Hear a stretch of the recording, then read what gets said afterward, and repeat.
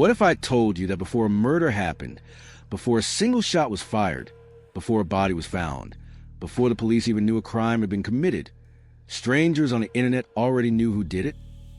Not once, not as a coincidence, not as a lucky guess, multiple times, in documented, verified, undeniable cases, cases with court records, cases with newspaper front pages, cases where the people who figured it out weren't detectives, weren't profilers, weren't former law enforcement. They were people sitting in their bedrooms at midnight, in their pajamas, eating cereal, reading Reddit, and nobody listened. Tonight, we're going to go through 5 of the most disturbing, most extraordinary cases where Reddit, the internet's most chaotic, most unpredictable, most wildly democratic platform, saw something come before anyone with a badge and a gun did. Cases where the crowd was right, and cases where the crowd was catastrophically, devastatingly, irreversibly wrong. Because this story is both. And you need to hear both to understand what we've built. But before we get into the cases, I need you to understand what Reddit actually is.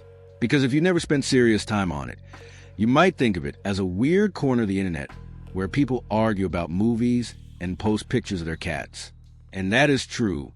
That is also very much happening there, right now, as we speak. But Reddit is also something else. Something that no institution in human history has ever quite been before. It is a real-time, self-organizing, globally connected hive mind. As of this year, Reddit has over 50 million daily active users.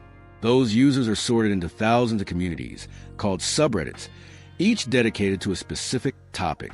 And some of those subreddits are dedicated to solving crimes. r/unresolved mysteries. Over 3 million members. Dedicated to cases with no answers. Cold murders, missing persons, vanished identities, unexplained deaths. People post cases, share theories, dig up documents, cross-reference witness statements. 24 hours a day, every single day, without salary, without resources, without institutional authority. Just obsession, curiosity, and time. r/true crime. Over 1.5 million members. Ongoing cases, court updates, evidence analysis. More emotionally charged, more personal, more dangerous. And then there's the Reddit Bureau of Investigation, the RBI, an organized group of users who explicitly position themselves as internet detectives. They have solved real cases, identified real people, made real contact with real law enforcement. And they have also, in some of the most instructive moments in the history of the internet, gotten it profoundly, mortally wrong. That's the story we're telling tonight. The story of what happens when millions of people decide they're going to solve a murder, and the world has to live with what they find, or think they find. Buckle in, because every single case I'm about to walk you through is documented. Every name I use is either a public figure, a convicted killer, or someone whose case has been covered by major media. Everything you're about to hear happened, and when it happened, the world watched. This is the Reddit thread that predicted murders.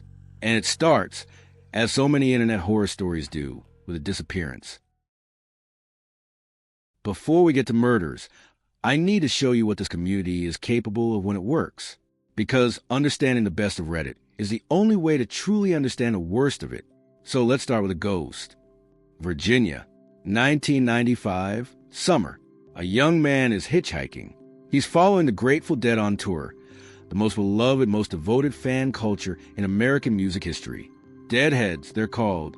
They follow the band from city to city like a traveling carnival, living cheaply, sharing food, sleeping in vans, experiencing something that felt, to them, like the closest thing to freedom the modern world allowed. This young man was one of them. He was wearing a tie-dyed shirt. He had Grateful Dead concert ticket stubs in his pocket. He was young. He was alive. He had somewhere to be. And then a man named Eric Hager gave him a ride. The van went off the road. It hit a tree. Both men were critically injured. Eric Hager died. The young hitchhiker, who had no ID, no identifying documents, nothing but a name nobody knew, was rushed to hospital in critical condition. He never regained consciousness. He died without a name. He was buried without a name. Authorities made attempts to identify him. They took his fingerprints. They described his physical appearance. They released information to the press. Nothing came back. No family came forward. No one reported him missing. He became a John Doe, filed in the National Database of Unidentified Persons, his physical description sitting in a government record, his face known only to the medical examiner who processed his case. The internet gave him a name anyway. They called him Grateful Doe. 20 years passed. 20 years of nothing. And then, in 2015, a woman in Queensland, Australia, a young woman named Layla Betts who had never been to Virginia, who had never met the Grateful Dead, who had no connection to this case whatsoever, stumbled across the Grateful Doe entry in an online database of unidentified persons. She read it, and something in her refused to let it go. She created a subreddit, r/Grateful Doe. She posted everything she knew. She appealed to the hive mind, and the hive mind answered. Thousands of people joined. Some spent days. In Layla's own words, she personally spent 12-hour stretches moderating the community, cross-referencing information, contacting law enforcement, writing and rewriting posts as new information came in. Users around the world dug into genealogy records, concert tour archives, photographs from 1995 dead shows, online missing persons databases. They cross-referenced. They debated. They eliminated candidates one by one. And then the subreddit posted composite sketches, facial reconstructions built from the original case files, photographs of what Grateful Doe might look like in life, generated from forensic data. A message arrived in Layla Betts' inbox from a man named Steve. Steve said he recognized the face in the composite sketch. He said he thought, he wasn't certain, but he thought the man might be someone he used to know, a former roommate. He gave a name. That name led to a woman named Shannon. Shannon had been searching for her son since 1995. Her son had left to follow the Grateful Dead on tour. He had never come home. She had spent 20 years not knowing whether he was alive or dead, whether he had chosen to disappear, or whether something had happened to him. 20 years of that silence. Shannon agreed to a DNA test. And then came the wait, a full year, while the test was processed and cross-referenced against the original case evidence. The result came back positive. Grateful Doe was Jason Callahan. He had been 20 years old when he died on that Virginia road. He had a mother who never stopped looking for him, and he had been lying in an unmarked grave for 2 decades while the world went on without him, until a woman in Australia, who had never met him, decided, for no reason other than that she couldn't bear the injustice of it, to give him back his name. It was a very sobering moment, Layla Betts said afterward, because at that moment, it wasn't that this case had been solved after 20 years. It was that Jason Callahan was finally going to go home. I want you to hold that feeling. Hold the beauty of it. Hold the power of what a community of strangers, driven by nothing but collective moral purpose, can accomplish when it gets things right, because you're going to need that feeling later to understand what it means when that same power gets things catastrophically wrong. I need you to remember everything I just told you about what Reddit is capable of at its best, because I am now going to tell you about what it looks like at its absolute worst. And I'm going to tell you about a family that was destroyed by it, a young man who never got to defend himself, and a night that Reddit's own general manager called one of the greatest failures in the platform's history. April 15th, 2013, Patriots Day, the Boston Marathon, one of the most beloved civic traditions in one of America's most historic cities. Tens of thousands of runners, hundreds of thousands of spectators lining Boylston Street, families, children, a finish line. At 2:49 in the afternoon, 2 pressure cooker bombs detonated near the finish line. 3 people were killed. 264 were injured. The city of Boston went into a collective state of shock so profound that the entire country held its breath along with it. And within minutes, before the smoke had cleared, before the first police report was filed, before a single piece of official information had been released, Reddit mobilized. A subreddit was created. It was called r/FindBostonBombers. Its stated purpose was simple and, to its creators, righteous. Consolidate every available piece of information, crowdsource the analysis of the hundreds of photos being shared online from the event, and identify the people responsible before they could strike again or flee. Within 24 hours, over 3,000 people had joined the subreddit. By the second day, that number had climbed higher. Users were working in shifts. They were zooming into photographs, annotating images, circling figures, comparing timestamps. It looked, from the outside, like an extraordinary demonstration of collective intelligence, a self-organizing investigation with the processing power of thousands of human minds working in parallel. But it was also something else, something more dangerous. It was a mob with a search engine and a comment section. And mobs, even well-intentioned ones, follow the same psychological laws they always have. 3 days after the bombing, the FBI released photographs of 2 suspects. Blurry images, grainy, shot from a distance in a crowd. Suspect number 1 wearing a dark cap. Suspect number 2 wearing a white cap over dark hair. Someone on Reddit noticed something. Suspect number 2 had similar facial features to a young man who had been reported missing a month earlier, a Brown University student from a close, loving, high-achieving family. A young man who had been struggling with depression, who had left his phone and his wallet in his student accommodation on March 16th and simply vanished. His family had been desperately searching for him. They had created a Facebook page. They had appealed to the public. They had hoped that someone, somewhere, might see him and call home. His name was Sunil Tripathi, and he was already dead. He had been gone for a month. His body was in the Providence River. He had taken his own life days after he disappeared, worn down by a struggle with mental illness that his family had been fighting alongside him for years. He had died alone, in the water, while his family searched for him.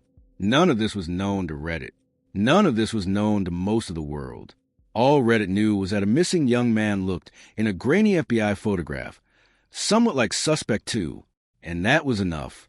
The post naming Sunil as a possible suspect went up despite the subreddit's own stated rule against naming suspects without evidence. The moderators did not delete it. The thread caught fire. Users cited his appearance, his ethnicity, his name, a name that, to certain users, sounded right for a terrorist, as evidence. The more people commented, the more real it felt. The more real it felt, the more people commented. In 48 hours, Sunil Tripathi had been tried and convicted in absentia by millions of people who had never met him and had no evidence whatsoever beyond a blurry photograph and a hunch. Then it crossed from Reddit to Twitter, then from Twitter to mainstream media. Journalists, actual credentialed journalists with actual platforms, started reporting it, not as a rumor, as a lead, as fact. News vans showed up outside the Tripathi family home. Reporters knocked on the door. Phones rang through the night. Between 3 and 4 in the morning on April 19th, while Boston police were in the final stages of a real pursuit of the real suspects, Sunil's sister Sangeeta received 58 media calls. 58, in 1 hour, asking whether her missing, beloved, not yet found brother had blown up a marathon. His brother Ravi described it afterward. He said it felt like, as he put it, a case study in virtual mob mentality. They were deleting comments from their Facebook page as fast as they loaded, hateful messages, accusations, slurs about Sunil's ethnicity and religion, while simultaneously still trying to find him. Tragedy on top of tragedy on top of tragedy. At 7 a.m. on April 19th, the FBI officially named the real suspects. Tamerlan and Jakar Sarnaev, brothers, Boston residents. Sunil Tripathi's name was never mentioned, never part of the real investigation. He had nothing to do with the bombing. 6 days later, Sunil's body was found in the Seekonk River. The family was told. The phones that had been ringing with accusations went silent. Reddit's general manager, Eric Martin, issued a public apology. He said, "The activity on Reddit had fueled online witch hunts and dangerous speculation, which spiraled into very negative consequences for innocent parties." He said Reddit deeply regrets that this happened. He apologized to the Tripathi family. The apology existed. The family acknowledged it. But Sunil's sister said something in the aftermath that has stayed with me. She said their hope was that Sunil's story might create a space where conversations about mental health, about what depression looks like, about what it costs, could actually happen. She was still asking the world to learn something, even after everything it had done to them. That is the Sunil Tripathi case, the most documented, most studied, most consequential failure in the history of internet crowd solving. A brilliant young man who died struggling. and was then turned into a terrorist by strangers who were certain they were doing the right thing. The crowd was wrong. The crowd was certain. And the crowd certainly cost a family something that can never be returned. Now I want to show you something different. I want to show you a case where Reddit looked at a man who was performing grief on national television, and said within hours, he did it, and they were right. And nobody with the authority to act on it listened fast enough. Frederick, Colorado, August 13th, 2018. A man named Christopher Watts calls the police. His pregnant wife, Sean N., has not come home. She returned from a business trip in the early hours of the morning. Her colleague dropped her at the door at 1:48 a.m., and since then, nothing. No calls, no messages, no sign of her. Their 2 daughters, Bella, 4 years old, and Celeste, 3, are also missing. He has no explanation. The next morning, Chris Watts agrees to do a media interview on his front lawn. He stands in front of cameras. He speaks about his missing wife and children. He says he wants them home. He says he loves them. He appeals to whoever might be watching. That interview was broadcast, and within hours of it appearing online, within hours, Reddit true crime communities had come to a conclusion, not a theory, not a suspicion, a conclusion. Christopher Watts killed his family. How did they know? This is where the story becomes genuinely extraordinary, because what the Reddit community did in the Chris Watts case was not speculation. It was systematic, almost clinical analysis of publicly available information. Users dissected his body language frame by frame. They noted that when Watts spoke about his missing wife, he used the word hope in the past tense, a slip so subtle most people wouldn't catch it consciously, but jarring to anyone paying close attention. They noted that when a neighbor's security camera footage was shown to him, he turned his back to the television, didn't look, as if he already knew what was on it, and didn't want to see it again. They noted that when a police officer asked him what he wanted to happen next, he said he wanted his family back. But his face, according to multiple users trained in reading microexpressions, showed something completely inconsistent with the words. Not grief, not fear, something flat. Users cross-referenced information from Shanann's public social media. She had been an active Thrive MLM promoter and had documented much of her family life online. They noticed recent posts that suggested marital tension. They found public records of the family's financial difficulties. They identified the existence of a girlfriend, a woman Watts had begun a relationship with before his wife's disappearance. All of this was pieced together from public sources in real time and presented in threads that read, honestly, like professional investigative journalism. The community was not wrong. On August 15, 2018, 2 days after Shannon went missing, Chris Watts confessed. He had murdered his pregnant wife by strangulation. He had murdered his daughters. He had buried Shannon in a shallow grave at an oil site where he worked. The girls, and this detail is so horrific that I'm going to pause before I say it. The girls were placed inside oil storage tanks with openings 8 inches in diameter. He was sentenced to 5 consecutive life terms. No possibility of parole. Later investigations and letters he wrote to pen pals from prison revealed that he had been planning the murders for weeks, that he had attempted to end Shanann's pregnancy by obtaining OxyContin, that he had thought through what he was going to do with careful, calculated premeditation, and then stood on his front lawn the next morning and cried for the cameras.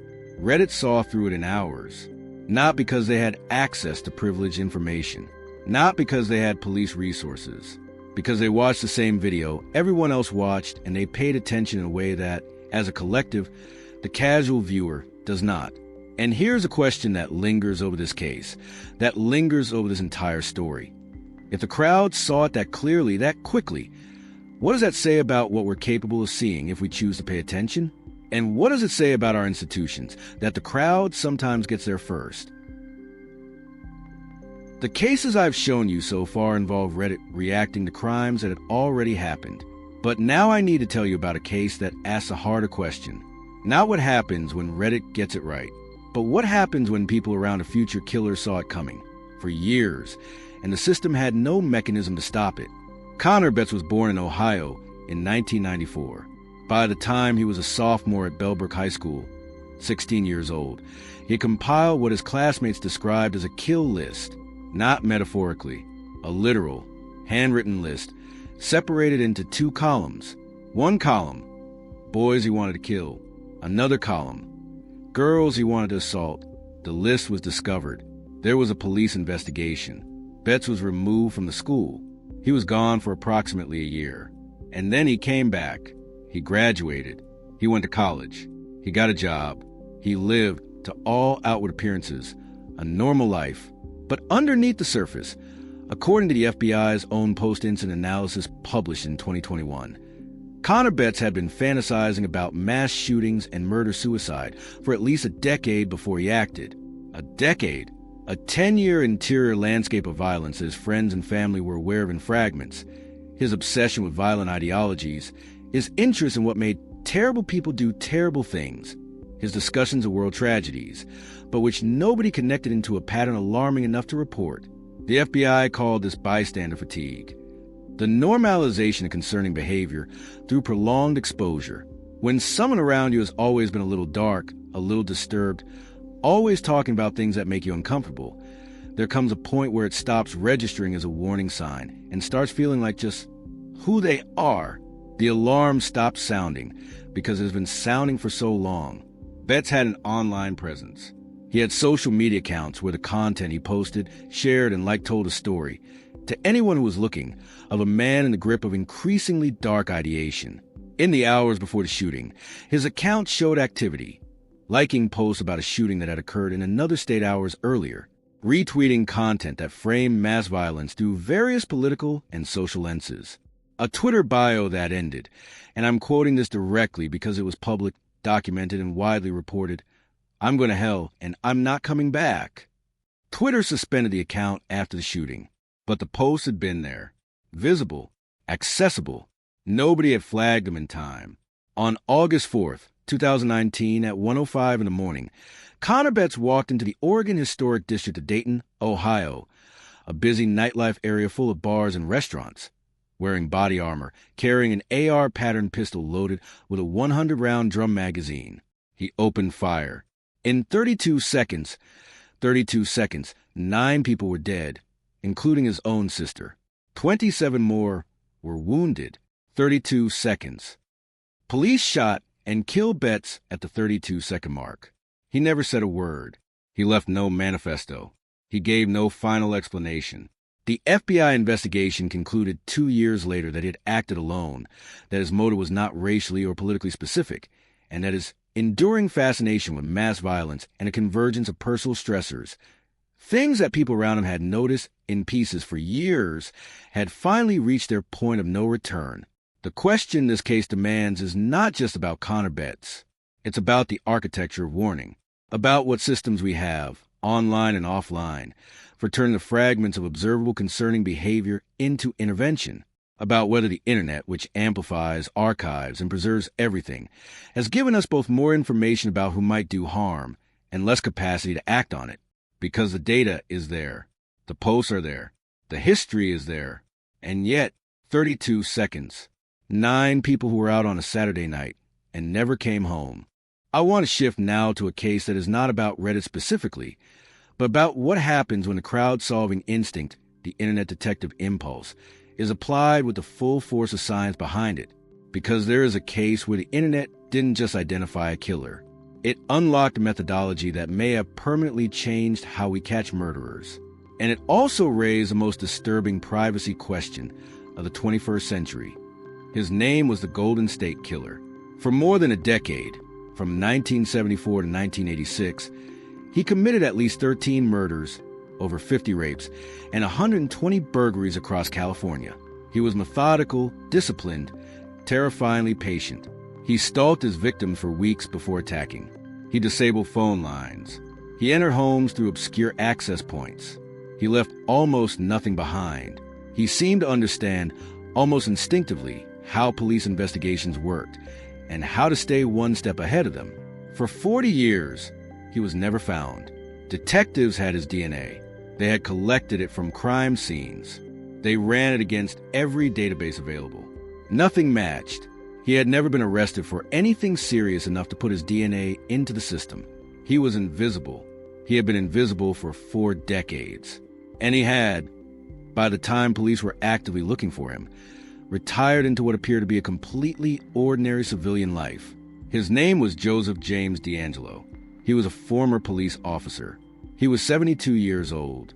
He was living quietly in Sacramento County, California, in a house in a normal neighborhood, with a normal car in the driveway and normal neighbors who had no idea what he was.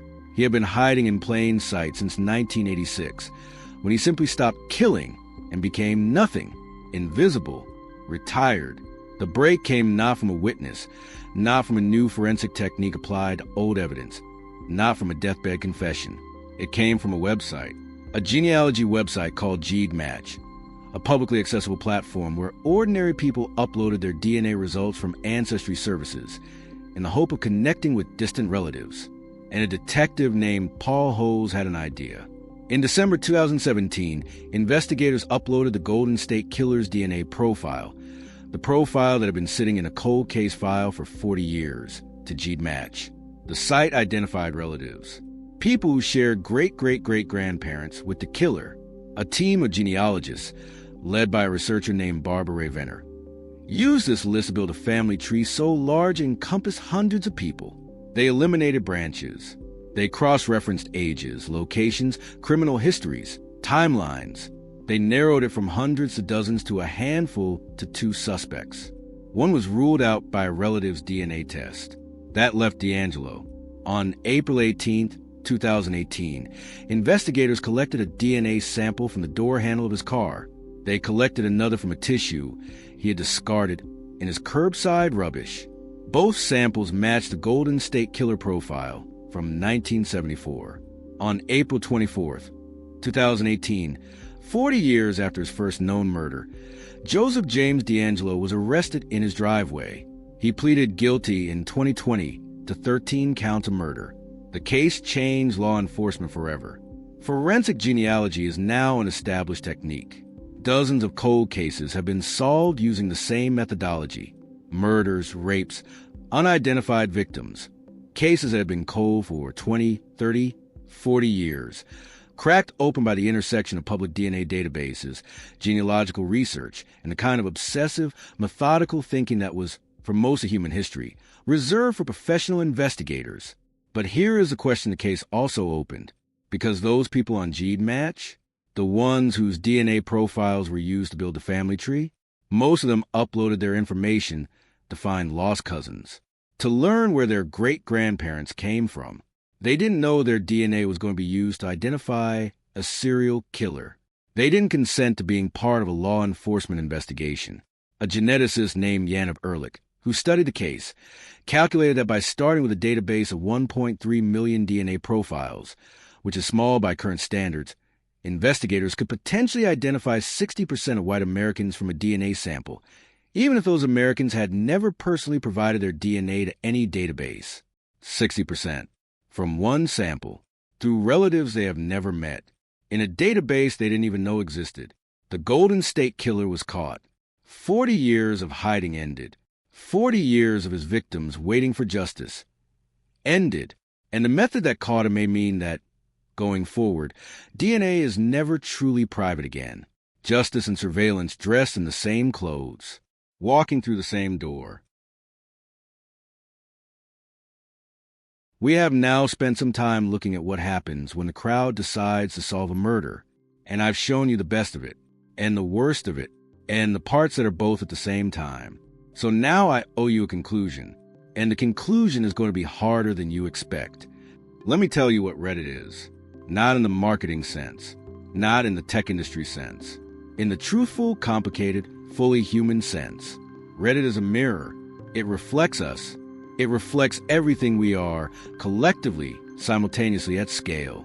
Our compassion, our obsession, our brilliance, our cruelty, our capacity for extraordinary patience, and our capacity for extraordinary violence. Our desire to solve, to understand, to fix, to name, and our willingness, when that desire tips into certainty, to destroy without mercy anything that stands in the way of the story we have decided is true. Jason Callahan got his name back because of Reddit. His mother got aggrieved properly, finally after 20 years, Because strangers on the internet cared enough to spend 12 hours a day for months trying to identify a young man they had never met.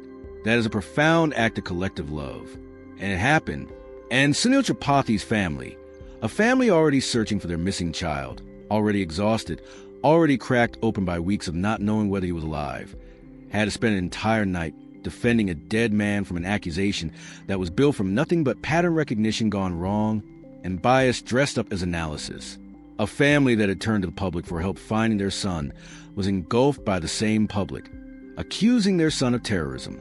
That happened too. Both of these things are Reddit. You cannot have one without risking the other, because the same architecture that allows a community of strangers to dedicate themselves to giving a dead young man his name back is exactly the architecture that allows a different community of strangers to destroy an innocent family's reputation in a single night. Same platform, same tools, same human impulse toward certainty. Different outcome. Chris Watts was guilty. Reddit knew it within hours. The analysis was accurate. The conclusion was right. And a case can genuinely be made that the public pressure generated by the online communities, in that case, accelerated the timeline of his confession. And still, his daughters deserved parents who were never on Reddit's radar at all. They deserved a life that didn't end in an oil tank. No amount of Reddit being right about who did it changes what happened to Bella and Celeste Watts. Connor Betts left a trail of warning signs across a decade of his life. In school records, in social media posts, in the conversations he had with the people who were closest to him. And the system, not Reddit, not the internet, but the actual institutional systems designed to intervene in exactly these situations, failed to connect those fragments into action before it was too late. 32 seconds. 9 lives. The warning was there, distributed, visible, archived, and nobody with the authority to act had the mechanism to see the whole picture in time. The Golden State Killer was caught because of technology that didn't exist when he was committing his crimes. 40 years of justice delayed, and then delivered through a method that raises questions about privacy that we, as a society, have not yet answered. Questions about who owns your genetic information. Questions about what consent means in a world where your cousin's DNA upload can implicate you in a crime scene. Questions that are now urgent because the technique is real, and it is being used, and it is going to be used again. Here is what I believe, having spent a long time with all of these cases. The internet has given us something unprecedented in human history, a record, a real-time, searchable, distributed record of human behavior, human communication, human intention. And embedded in that record, in ways that are still being mapped and understood, is information that has a potential to prevent violence, to solve crimes, to give names back to the nameless, to find the people who hide in plain sight for 40 years believing they are invisible. But embedded in that same record is every bias we carry, every assumption, every moment where pattern recognition tips into prejudice and certainty tips into a mob, and the record doesn't know the difference. The archive doesn't judge. The crowd is not a court. Sunil Tripathi's sister said after everything, after the accusations, after her brother's body was found, after the apology from Reddit's management, after all of it, that she hoped the experience would create a space for conversations about mental health, about depression, about what it means to lose someone to an illness that the world doesn't fully see. She was still asking us to learn something. The least we can do, the very least, is try. If you've taken anything from tonight, let it be this. The crowd is powerful. The crowd has solved real mysteries, returned real names, delivered real justice. And the crowd is also dangerous in a way that no single individual can be. Because it moves fast, it feels righteous, and it is very, very difficult to stop once it has decided it knows the answer. Pay attention. Be careful with certainty. And when the thread starts moving faster than reason can follow, that is exactly the moment to stop. Read it again, slowly, and ask yourself, what do we actually know?